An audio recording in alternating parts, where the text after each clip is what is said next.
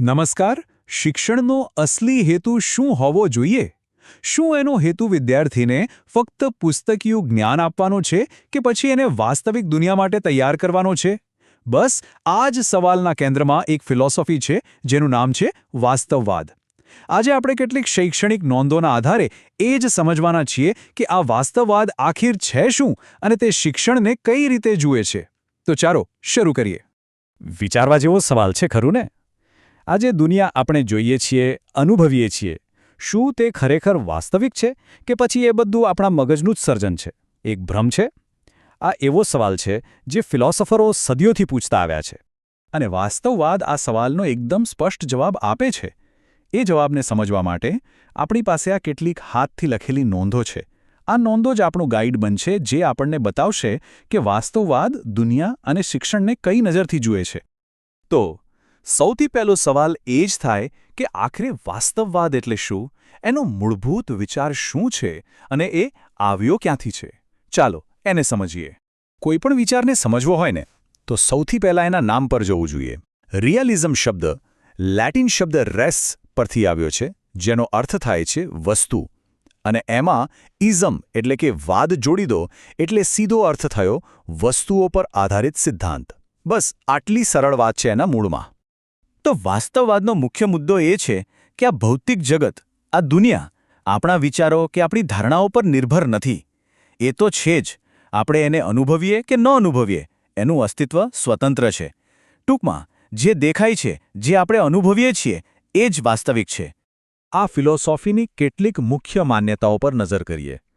પહેલું, ભૌતિક જગત જ અંતિમ સત્ય છે. બીજું, જ્ઞાન આપણને આપણી ઇન્દ્રિયોથી મળે છે, જેને આપણે જોઈ, સાંભળી કે સ્પર્શી શકીએ. વાસ્તવવાદ માને છે કે વાસ્તવિકતા કોઈ કલ્પના નથી, એ તો નક્કર અને ભૌતિક છે. હવે ચાલો આગળ વધીએ અને જોઈએ કે આ વિચાર સમય જતાં કેવી રીતે વિકસ્યો છે. કારણ કે વાસ્તવવાદ કોઈ એક જ સિદ્ધાંત નથી, એની પણ ઘણી અલગ અલગ શાખાઓ છે. અહીં વાસ્તવવાદના મુખ્ય 4 પ્રકારો છે. જેમ કે જ્ઞાનેન્દ્રિય વાસ્તવવાદ એમ કહે છે કે સાચું જ્ઞાન ફક્ત આપણી ઇન્દ્રિયો દ્વારા જ મળી શકે. બીજી બાજુ સામાજિક વાસ્તવવાદ સમાજને વાસ્તવિકતાના કેન્દ્રમાં રાખે છે. ભલે દરેકના દૃષ્ટિકોણ થોડા જુદા હોય, પણ બધાનો પાયો તો એક જ છે. ભૌતિક જગત જ સાચી વાસ્તવિકતા છે. સારું, તો હવે આ ફિલોસોફીને શિક્ષણ સાથે જોડીએ. જો દુનિયા વાસ્તવિક અને ભૌતિક છે, તો પછી શિક્ષણનો હેતુ શું હોવો જોઈએ? એનું અંતિમ લક્ષ્ય શું છે? વાસ્તવવાદી વિચારક હર્બર્ટ સ્પેન્સરે એક ખૂબ જ મહત્વનો સવાલ પૂછ્યો હતો. કયું જ્ઞાન સૌથી વધુ મૂલ્યવાન છે? અને આ જ સવાલ વાસ્તવવાદી શિક્ષણનો પાયો છે. શિક્ષણ એવું જ હોવું જોઈએ જે વાસ્તવિક જીવનમાં સૌથી વધુ ઉપયોગી હોય. તો પછી વાસ્તવવાદી શિક્ષણનું લક્ષ્ય શું થયું? એનું મુખ્ય ધ્યેય બાળકને કોઈ કાલ્પનિક દુનિયા માટે નહીં, પણ આ વાસ્તવિક દુનિયામાં એક સુખી અને સફળ જીવન જીવવા માટે તૈયાર કરવાનો છે. આનો સીધો મતલબ છે કે બાળકની શારીરિક અને માનસિક શક્તિઓ વિકસાવવી, ઇન્દ્રિયોને તાલીમ આપવી અને એવું જ્ઞાન આપવું જે જીવનમાં ખરેખર કામ આવે. સિદ્ધાંતોની વાત તો ઘણી થઈ, પણ ખરેખર વાસ્તવવાદી ક્લાસરૂમ કેવો હોય? ત્યાં ભણાવવાની પદ્ધતિ કેવી હોય? ચાલો હવે એના પર વાત કરીએ. અહીં વાસ્તવવાદ અને બીજી શિક્ષણ પદ્ધતિઓ વચ્ચેનો મોટો તફાવત દેખાઈ આવે છે. મોટાભાગની પદ્ધતિઓ વિદ્યાર્થીને કેન્દ્રમાં રાખે છે, પણ વાસ્તવવાદ માટે વિષયવસ્તુ એટલે કે શું ભણાવવામાં આવે છે તે સૌથી મહત્વનું છે. અહીં જ્ઞાન વ્યક્તિલક્ષી નહીં, પણ વસ્તુલક્ષી હોય છે. આ સિસ્ટમમાં દરેકની ભૂમિકા એકદમ સ્પષ્ટ છે. શિક્ષક જ્ઞાનનો મુખ્ય સ્ત્રોત નથી, પણ એ વિષયવસ્તુને રજૂ કરનાર એક ગાઈડ છે. વિદ્યાર્થી એક દર્શક અને નિરીક્ષક છે, જે જોઈને અને અનુભવીને શીખે છે અને નિયમોનું પાલન કરે છે. અને શા? એ તો સમાજનું જ એક નાનું સ્વરૂપ છે, જે વાસ્તવિક જીવનની તૈયારી કરાવે છે. હવે વાત કરીએ શિસ્તની. વાસ્તવવાદમાં શિસ્તનો અર્થ સજા કે દંડ બિલકુલ નથી. એના બદલે એનો મુખ્ય હેતુ છે સારી આદતો પાડવી અને ઇન્દ્રિયોને કેળવવી, જેથી વિદ્યાર્થી વાસ્તવિક દુનિયાનો સામનો કરવા માટે સંપૂર્ણપણે તૈયાર થઈ શકે.